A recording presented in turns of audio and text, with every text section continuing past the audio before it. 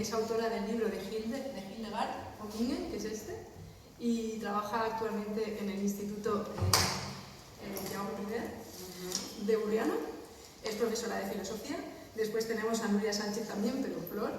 Y Nuria trabaja ahora en Oropesa, en la Torre del Rey, y también es profesora de filosofía y es la autora de este otro libro, de Iris Marion Young. Y tenemos a continuación a Sergi Ferreres, que es nuestro vicepresidente de la Sociedad de Filosofía y actualmente trabaja en Alicante, en el Instituto San Blas. ¿Vale? Os dejo con él, que va a presentar nuestra sociedad. Buenas tardes. Bueno, a mí me toca ser el que presenta a toda esta gente así como en sociedad, ¿vale? Aquí en Valencia. Y deciros que, bueno, la Sociedad de Filosofía en Abierto es una sociedad que, bueno, está legalmente constituida y que tiene como objetivo principal, como su nombre indica, intentar romper un poco con esas fronteras tan plenamente establecidas que tenía la filosofía, ¿no?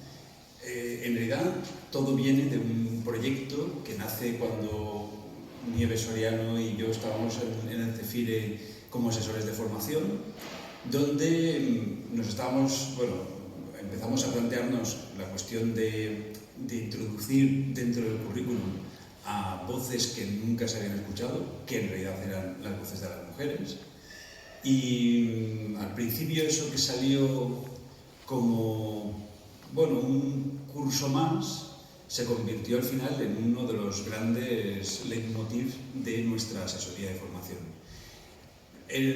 A ese proyecto se sumaron unas cuantas enloquecidas, entre las cuales se encuentran las tres presentes, más otros enloquecidos, ¿vale?, que hacen cada uno sus labores. Y bueno, pues poco a poco, a partir de este trabajo de reflexión, de ir buscando nuevas voces, la Sociedad de Filosofía en Abierto lo que se planteó también es que seguramente, además de las mujeres, había otras muchas voces que no habían sido incorporadas al canon filosófico. Ante lo cual, pues nuestra tarea empieza a engrandecerse y empezamos a abrir otro tipo de líneas, ¿no? Una de esas líneas era la de la filosofía oriental, porque, bueno, nos parecía que seguramente cuando nosotros estudiamos en el currículum de bachillerato cosas de filosofía, nunca aparece ningún autor que tenga un nombre oriental, ¿vale? Eso para empezar. Bueno, parecería ahora Byung-Chul Han, pero eso sería otro tema, ¿no? Entonces, bueno, ahí empezamos a abrir otra línea y poco a poco el problema de todas esas cosas, cuantas más reflexionas y más líneas abres, pues todo se va abriendo cada vez más. Ante lo cual, ahora luego nos planteamos que seguramente, al igual que no se ve casi ningún autor de Oriente, o de eso que se llama Oriente, tampoco veíamos casi ningún autor de nombre sudamericano, por ejemplo, ¿no? Entonces, a partir de entrar en contacto con otra gente, empezamos a abrir otra línea como la filosofía latinoamericana, que ya tiene por sí mismo una discusión el hecho de llamarla latinoamericana, pero que esto lo dejaremos para otras reuniones, ¿vale? Bien, a partir de ahí, bueno, nos seguimos planteando qué es lo que podemos ir haciendo. Se van abriendo nuevas líneas, porque la otra línea que tenemos abierta es la línea de la filosofía terapéutica, que se abre también a partir de las reflexiones que se van haciendo entre los miembros de la sociedad, las aportaciones que van haciendo a otro tipo de cursos, gente que pues vamos viendo, vamos conociendo y que el discurso que tienen nos va más o menos interesando, ¿no? Entonces, todas esas, no sé si decir, cavilaciones de toda la gente del grupo de Sociedad de Filosofía en Abierto se van poniendo en común y hace que al final pues, un grupo de gente tengamos que constituirnos en una sociedad de filosofía sobre todo para darle cobertura a muchos de los trabajos que estamos haciendo aquí, ¿vale? De hecho, los libros que hoy vamos a presentar, tanto el de Marion Young como el de Nuria Sánchez Planelles, ¿vale?, salen sobre todo de una reflexión que en uno de esos cursos que estábamos hablando hizo Fina Virulés.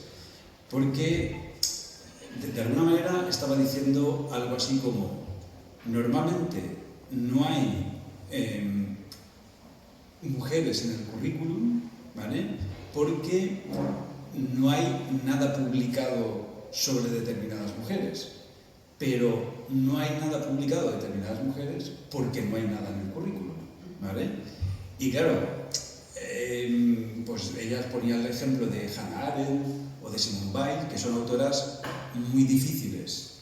Y claro, no se publica, no se ponen, teóricamente no se ponen en el currículum porque son autoras muy difíciles.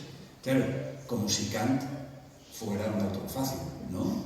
Entonces, claro, esa reflexión pues hizo que empezáramos a pensar que es verdad que faltan muchos materiales de muchas autoras, pero también de muchos autores que habitualmente no están en ese currículum del bachillerato y que si no los publica alguien, pues nunca van a poder entrar. Y si por casualidad, como es el caso, de repente hay alguna de estas autoras que entra en el currículum, no vamos a tener un material decente para poder trabajar con ellos, ¿vale? De hecho, si leéis el nuevo currículum, veréis que, por ejemplo, Hildegarda está recogida en ese nuevo currículum. Afortunadamente ahora tenemos un buen libro para poder trabajar en esa autora, ¿no? Entonces, bueno, todas esas ideas al final confluyen en esa sociedad de filosofía que acaba siendo constituida precisamente para eso, para intentar dar cobertura a toda aquella gente que bajo, de momento, esas líneas abiertas que nosotros tenemos, podamos pues eso, darles cabida y podamos ir presentándolas en público y ofreciendo materiales para poder ir trabajando, sobre todo para el profesorado de secundaria, que es un poco para lo que están hechos estos libros, pero sobre todo también para aquellos que quieran una aproximación a gente como Hildegarda, que seguramente tiene interés más allá de la filosofía, o para Iris Marion Young, que también tiene interés más allá de la propia filosofía. A partir de ahí, además de entendemos, pues, en actos como estos, pero también sobre todo a partir de cursos que tenemos, intentamos que sean también bajo la cobertura de los centros de formación, y todo esto, pues intentamos que haya una serie de, no sé decir, de exposiciones, de charlas, donde dar a conocer nuestro proyecto, intentar sumar cada vez a más gente mejor. Y bueno, yo sobre todo os invito a que todos aquellos que queráis participar en la sociedad, pues que os apuntéis en masa, ¿vale? Para eso, ¿vale? Cuantos más seamos, mejor, y mucha más cobertura, ¿vale? Entonces, teníamos una presentación preparada con los caretos de cada uno de nosotros, qué cargos ocupan y todo esto, pero como no la tenemos, pues tampoco tiene ya demasiado sentido decir qué cargo ocupa Diego o qué cargo ocupa. Generosidad de dos Núrias, ¿vale? Con las cuales hemos trabajado codo con codo, que se han prestado voluntarias, no sé si decir una especie de tortura, ¿vale?, por parte de nosotros como editores, y que han creído y han confiado que nuestro criterio era válido, cosa que también hay que estar un poco enloquecido con ella, ¿vale? Pero insisto, si quiero destacar algo es la generosidad que han tenido las dos de admitir cualquier tipo de sugerencia, de crítica, de cambio que les hemos dicho, ¿vale? Y eso, ¿no? Entonces, a mí me parece asombroso haber llegado hasta aquí, ¿vale? Y de verdad, quería decirlo, porque, insisto, creo que es de una generosidad tremenda. Y ya lo siguiente que quiero decir ya... Nos va a hacer de acompañante. Bueno, ahora, antes que nada, aclarar algunas cositas también. Yo una de las cosas que destacaría de trabajar en la sociedad es la cantidad de cosas que uno aprende, ¿vale?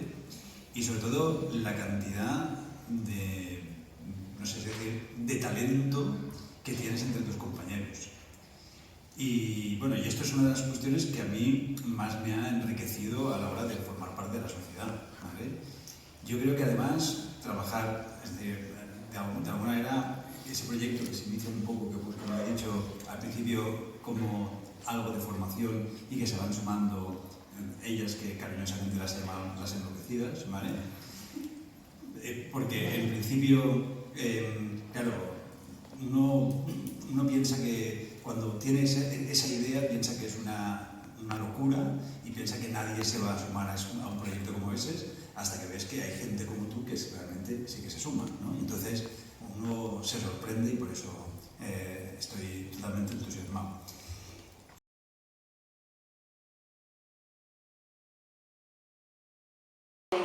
El huevo cósmico, ¿vale? La imagen que tenéis a la izquierda es del primer gran tratado filosófico que escribe Hildegard con 42 años, ¿vale? Ella se había negado a escribir antes porque tenía muchísimo miedo, en realidad, de decir y de hacer, ¿no? Y de qué podía pasar si escribía, ¿no? Y al final, pues es la misma voz del cielo la que dice ella que le pide que lo escriba, pero bueno, ya se había puesto en contacto, era una mujer con contactos importantes, ¿sabes? Se codeó con muchísima gente importante de la época, incluso al final con el Papa, ¿no? Pero bueno, ella habló con Bernardo de Claraval y él es el que le dice que escriba lo que ve y lo que oye, ¿no? Entonces, a raíz del Sibías, el primer gran tratado cosmológico, tenemos esta imagen, ¿vale? Que sería, digamos, la primera imagen del universo que crea. Realmente aquí estarían recogidos los planetas que se conocen en este momento, los vientos, los 4 elementos. Es la forma de huevo cósmico y está recogida en muchas tradiciones. Esta forma de universo, en realidad, digamos, está muy inspirada en la antigüedad clásica y es realmente un organismo vivo, ¿vale? Eso es femenina. Esto también es muy importante. Conforme vas leyendo y vas siguiendo el tratado, te das cuenta de la cantidad de características que tiene su divinidad con una divinidad totalmente femenina. La fuerza ígnea, que al final es la fuerza que le da vida absolutamente a todo el universo, es la fuerza ígnea, es una divinidad totalmente femenina, ¿no? La mujer en la iglesia, el papel de la iglesia y la sinagoga. Eva, que no es culpable para ella del pecado para nada, de la entrada del pecado, sino que es realmente el demonio, que siente envidia de Eva, pero no es Eva la culpable. Es decir, hay muchísimas cosas en ella, incluso la valoración del cuerpo que hace de la mujer en el siglo XII, repito, del placer sensual, que no lo niega para la mujer, cuando la tradición siempre había negado el placer sensual a la mujer, es también, no podemos hablar en absoluto para nada de feminismo, está claro, pero sí de un protofeminismo y sí de una necesidad, ¿no?, de poner sobre la mesa, ¿no?, la importancia de la mujer bueno, y aparte de ella, que fue importantísima realmente, ¿no?, en su momento, y sí que la valoraron muchos personajes históricos de su momento. Y quería decir una cosa, porque el vídeo era para concluir. No, quería decir una cosa por lo que hablábamos al principio de cómo hemos borrado a las mujeres, que sí que es verdad que también, pues, la historia la han contado hombres y la han contado hombres blancos, ¿no? Entonces, claro, estamos hablando de una historia androcentrista, muchas veces es el mismo alumnado que te dice, ay, ¿y no había filósofos? Y es el mismo alumnado el que se lo pregunta, ¿no? Es verdad, como decía Sergi antes, que también es una postura etnocentrista total la que tenemos, o eurocentrista, porque claro, en la historia nos contamos nuestra historia. No sabemos prácticamente nada pues, de la filosofía de China o de India o árabe, ¿no? Pero está ahí, ¿no? El caso es que, claro, el tema de borrar a las mujeres a mí, en concreto, me parece muy increíble y muy necesario introducirlas en el temario, como decía al principio, y quería leer, porque tuve el placer de que el libro lo prologara precisamente Georgina Rabasov, que como os decía era una de las profesoras de la Universidad de Barcelona, que en aquellas jornadas fue la que de repente me descubre a Hildegard. Bueno, Georgina Rabasov hizo una tesis doctoral de 600 y pico páginas de Hildegard, ¿vale? Es una maravilla, la verdad, Georgina, y me gusta mucho lo que dice aquí en el prólogo y quería leer simplemente esto, porque dice: como estudiante universitaria de filosofía, fue en el aula donde conocí por primera vez a Hildegarda de Bingen de la mano de la profesora Rosa Rius-Gatell. Y estoy plenamente convencida de que si Hildegarda no hubiera sido convocada en este espacio por voluntad de esta docente, nunca habría investigado sobre ella. Porque solo lo que se transmite en el aula existe de algún modo. Y me parece brutal esto porque dice, porque solo lo que se transmite en el aula existe de algún modo. Y porque si no transmitimos en las aulas que hay filósofas, o que hay artistas, o que hay científicas, o que hay matemáticas, no existen. Y si no tenemos referentes, no van a haber mujeres detrás que sigan y que sean filósofas y que sean científicas, etc. Y por supuesto que es muy triste borrar a alguien como Hildegard de la historia o a tantas otras. Esto necesitaba de... No, sí, que además es la experiencia de Georgina Rabasó es la misma que la tuya. Tú la conociste a través de esto. De ella. De hecho, claro. eres una persona adulta y ya con tu formación, es decir, que tampoco habías conocido a esta Claro, mujer. ¿no? Porque ya la conoce en la universidad, pero claro, es que es eso, es que si Rosa Rius, por ejemplo, no llega a decir voy a dar a Hildegard, pues Georgina no la hubiera conocido, no hubiera escrito la maravilla de tesis doctoral que escribe y así, ¿no? Pues... Y de hecho, porque además a Hildegard sobre todo se le ha trabajado muchísimo, pero desde la parte de la mística, pero no desde la filosofía, claro. Sí. Y bueno, la renacentista de macrocosmos y el microcosmos completamente relacionados, es un universo muy mecanicista, ¿vale? Esa idea circular, muy inspirada en el Timeo de Platón también, porque en realidad la descripción que hace Hildegard está muy inspirada en el Timeo platónico, pero es, digamos, una anticipación ya al Renacimiento, ¿no? Esta idea mecanicista de un universo ya... Bueno, luego cuando veamos el vídeo también veremos el universo de Hildegard del movimiento. Bueno, y hablando del Timeo de Platón, y nos has hablado también de filósofos de la Grecia clásica y del mecanicismo, sí que me gustaría que nos ilustraras un poco sobre qué filósofos podemos poner en relación con Hildegard, tanto presentes como pasados, para que cuando la comprendamos veamos la influencia que ha tenido en la filosofía posterior y la que recibió de la anterior. La verdad es que, bueno, sintetizar a Hildegard ha sido tan complicado y será siempre tan complicado. Es como sintetizar a Platón en 5 minutos, es imposible.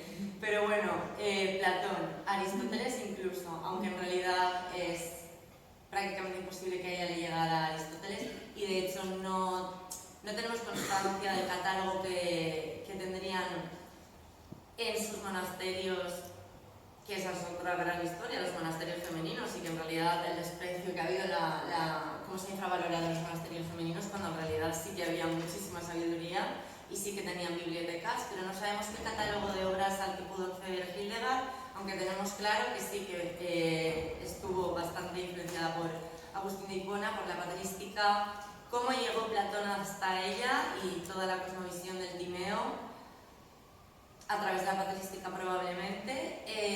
Lo podemos poner en relación con Lucrecio, con la Rueda, ¿no? Que también a través de Isidoro de Sevilla, ¿no? Que hace un poco ahí copia de Lucrecio. Podemos ponerla en relación con autores del Renacimiento.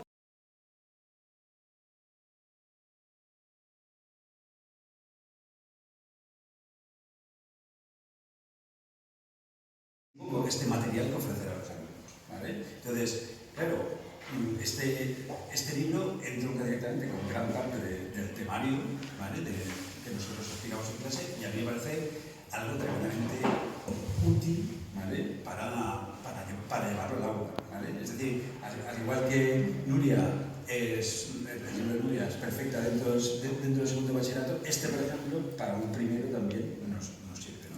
De hecho, Sergi, permíteme que te interrumpa un instante. Sí, por supuesto. Los libros vienen con textos para trabajar en el aula, es decir, tienen todos un anexo con propuesta de textos y con actividades también, y son adecuadas. De hecho, yo lo he probado en clase y me ha funcionado. Quiero decir que los chavales son capaces de leerlos y llegar a un mínimo entendimiento de los textos. Sí.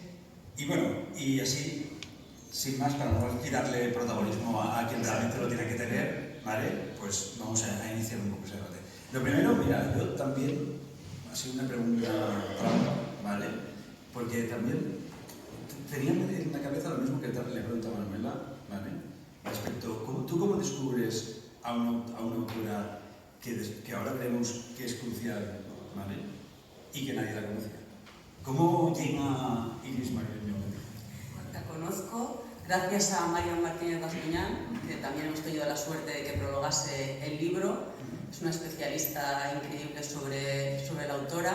Estuvo con ella, hizo una estancia en Estados Unidos con la autora medio año antes de que falleciese, y la conozco a través de mi formación postuniversitaria, haciendo un máster en ética y democracia en la Universidad Charles I, y de repente aparece Iris Marioñán contrapuesta a Habermas, pero como algo totalmente residual, y de repente, bueno, pues el profesor era fan de Habermas, además lo que ha conocido estaba obnubilado por el pensamiento habermasiano, y de repente a mí quien me llamó muchísimo la atención fue Iris Marioñán, justamente porque le ponía un pero a Habermas, ¿no? Era alguien que se atrevía a decir sí, pero, y además porque era una mujer, y claro, desde el firme convencimiento de que ya ha comentado Nuria, ¿no? La importancia de las mujeres en la filosofía, la importancia de darles voz, porque ya sabemos que lo que no se nombra no existe, lo que no se escribe, lo que no se explica en el aula no, y lo que no se nombra tampoco.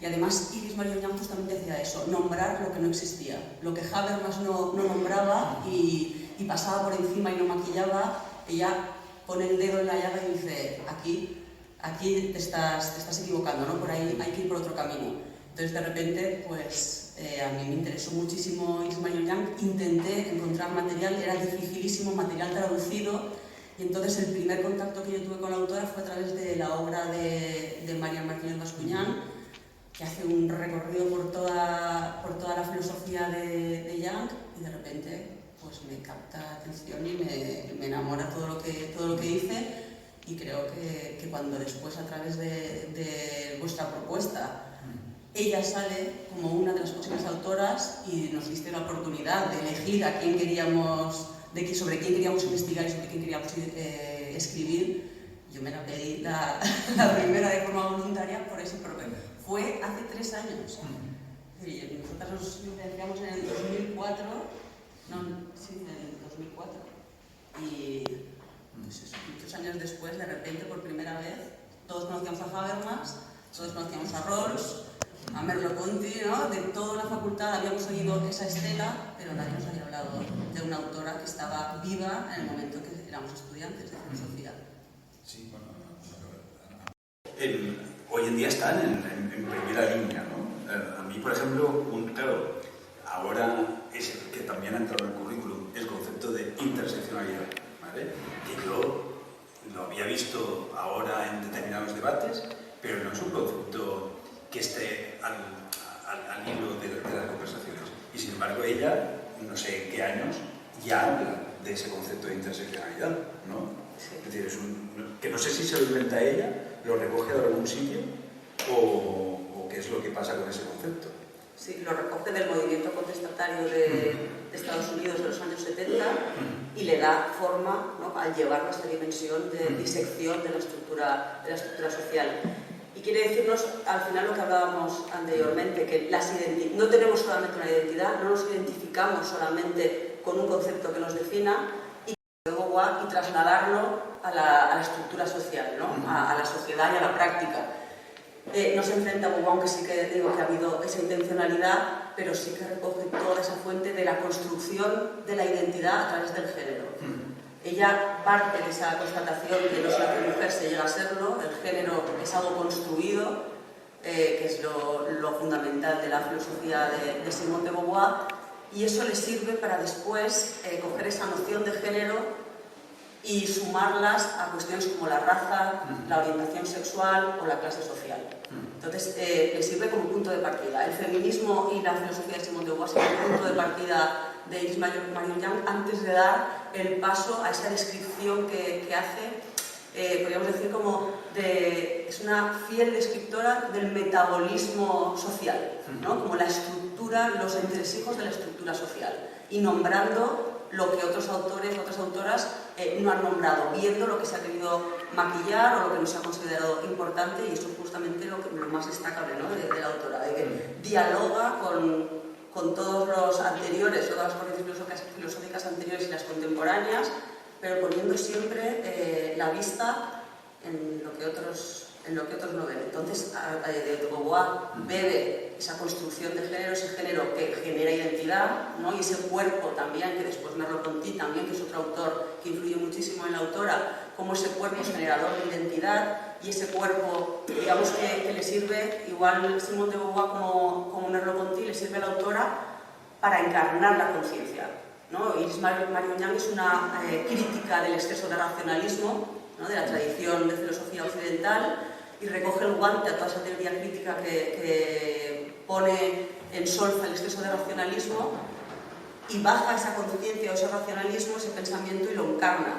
Y de repente, tanto Simone de Beauvoir con la construcción del género y el cuerpo, la importancia del cuerpo de la mujer en la vivencia y el sometimiento de la mujer, Merleau-Ponty también. Merleau-Ponty, como desde su fenomenología, pone en el centro de todo el cuerpo, investiga cómo ese cuerpo genera identidad. Y Marion recoge esa propuesta de Merleau-Ponty, y a partir de ahí investiga cómo ese cuerpo genera no solo identidades cruzadas, porque evidentemente no solo nos define un solo aspecto, sino que además son identidades entrelazadas que generan dominación y opresión, que son dos conceptos clave en su pensamiento.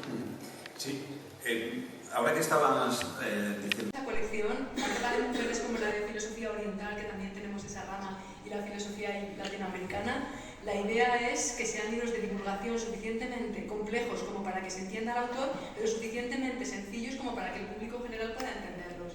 Es decir, que están diseñados no solo para el alumnado de bachillerato y bueno, secundaria, desde luego no llegan a eso, pero también están hechos para la divulgación general. Claro. Eso sí.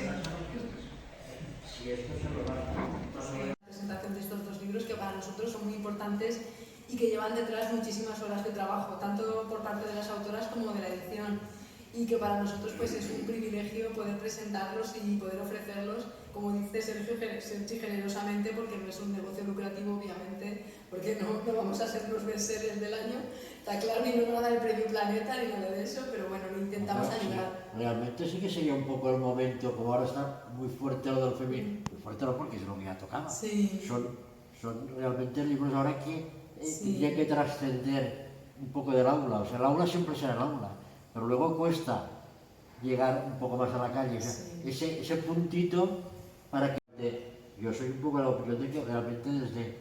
Bueno, yo voy para 69, para mí la mujer siempre es la que... Aplicaciones, porque tenemos en lista ya libros escritos, que lo único que tenemos que hacer es la revisión y la maquetación, que no es poca cosa, pero que ya tenemos las autoras y autores con el libro terminado. Tenemos próximamente, que ya está prácticamente, nos falta solo recibir el prólogo, un libro sobre Marciane Depré, que es una filósofa belga contemporánea, que está viva, que por cierto que es muy interesante. Sí, es serio. Bueno, no es porque lo haya hecho yo, pero la verdad que es una filósofa muy interesante. Y además la mujer pues estará sobre los 50, no llegará a los 50 años tiene. Y es, de verdad, vale la pena escucharla porque es una maravilla. Después tenemos a Nancy Fraser, que ya está estamos ya en ello para leer los textos y corregirlos, a Teresa de Ávila, Kate Miller, Remedios Zafra, Marta Segarra, Isabel de Villena. Es decir, son obras que ya están terminadas y solamente falta poquito a poco ir puliéndolas y publicarlas. Muy bien. Sí. Bueno, y ya está. Y con Y ya esto... está, sí, con esto terminamos.